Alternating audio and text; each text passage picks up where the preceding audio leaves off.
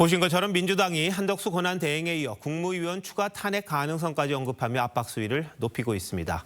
그러면서도 여야정 협의체에 참여하는 걸 보면 강온 양면 전략을 쓰는 걸로 보이죠. 야당의 진짜 속내가 뭔지 정치부 이태희 기자와 짚어보도록 하겠습니다. 자, 이 기자, 민주당이 내일까지였죠. 내란 특검법 그리고 김 여사 특검법 공포 안 하면 한대행 탄핵하겠다 이런 말 했잖아요. 위협입니까? 진심입니까? 앞서 보신 것처럼 내일 국무회의엔 민주당이 요구한 내란 특검과 김 여사 특검법은 상정되지 않을 걸로 보입니다.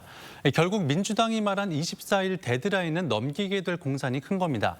민주당은 실제로 그럴 경우 즉각적인 조치에 나서겠다면서도 탄핵소추안 발의나 표결을 언제 할지는 명확히 언급하지 않고 있습니다. 야당은 단순한 경고나 엄포가 아니라는 입장이지만 내부적으로 설정한 진짜 레드라인이 따로 있는 게 아니냐는 분석이 나옵니다.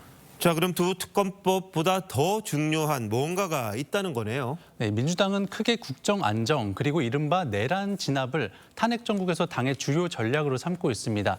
내란 진압이란 표현을 쓰는 건 아직 대통령이 탄핵된 게 아니고 동조자들에 대한 처벌도 끝나지 않았기 때문이라는 게 민주당의 설명입니다. 앞서 보신 여야정 협의체 참여가 국정 안정의 차원이라면 특검법과 국무위원 탄핵 등 대정부 공세는 이 내란 진압 차원으로 볼 수 있습니다. 원내 지도부 관계자는 둘 중 하나만 고르라면 내란 진압이 최우선이라고 했습니다. 한 권한대행 탄핵소추의 트리거, 즉 방아쇠 역시 이와 관련 있는 걸로 보입니다. 지금은 야당 내부에서도 속도 조절을 해야 한다는 얘기가 나오지만 국회가 헌법재판관 후보자 임명 동의안을 처리하는 오는 26일 이후에도 한 권한대행이 임명을 거부할 경우엔 일단 탄핵 절차에 나설 거란 전망이 나옵니다. 이는 특검법에 대한 제2요구 시한이 내년 1월 1일인 점도 염두에 둔 걸로 보입니다. 네, 특검법도 그렇고 헌법재판관 임명 절차도 그렇고요. 한 권한 대행의 고민이 많을 것 같은데 지금 한 권한 대행은 어떤 생각을 하고 있는 거죠? 이 한 권한 대행은 탄핵소추 자체에 대해선 의식하지 않겠다는 입장인 걸로 알려졌습니다. 그것보다는 법과 원칙이 더 중요하다는 겁니다. 다만 윤 대통령이 재판 관련 서류 수령을 거부하고 있는 상황에서 상설특검 후보 추천 절차도 미루고 내란 특검법에 대한 거부권까지 행사할 경우엔 정부가 탄핵 지연 전략에 동조하는 것 아니냐 이런 비판이 나올 수 있겠죠.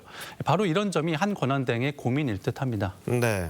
자, 앞서 리포트에서 내란 혐의로 구속된 노상훈 전 정보사령관 수첩이 공개가 됐어요. 그때 북한의 공격을 유도한다 이런 내용도 들어있다고 합니다. 이게 실제로 계획이 됐던 건지 본인의 생각인지 모르겠습니다만 야당에선 이걸 두고 외환죄를 적용해야 한다 이런 주장을 하는 건가요? 네, 이재명 대표는 당내 의원들에게 기존 내란 혐의뿐 아니라 외환죄 적용 여부를 집중적으로 살펴볼 것을 지시한 것으로 알려졌습니다.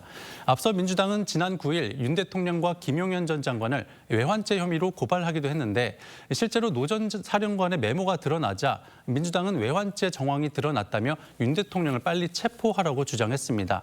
내란죄에 이어 외환죄 공세에도 힘을 주려는 건 안보 문제에 민감한 보수층에게까지 탄핵의 당위성을 강조하려는 전략으로 봐야 할 듯합니다. 네, 매일마다 새로운 사실들이 드러나고 있고 야당의 공세에 여권 전체가 참 대응하기가 어렵다 이런 이야기가 나오고 있는데 수사 상황 좀 더 명확하게 취재하고 좀 사실관계를 좀 밝혀야 되겠다 이런 생각 좀 듭니다.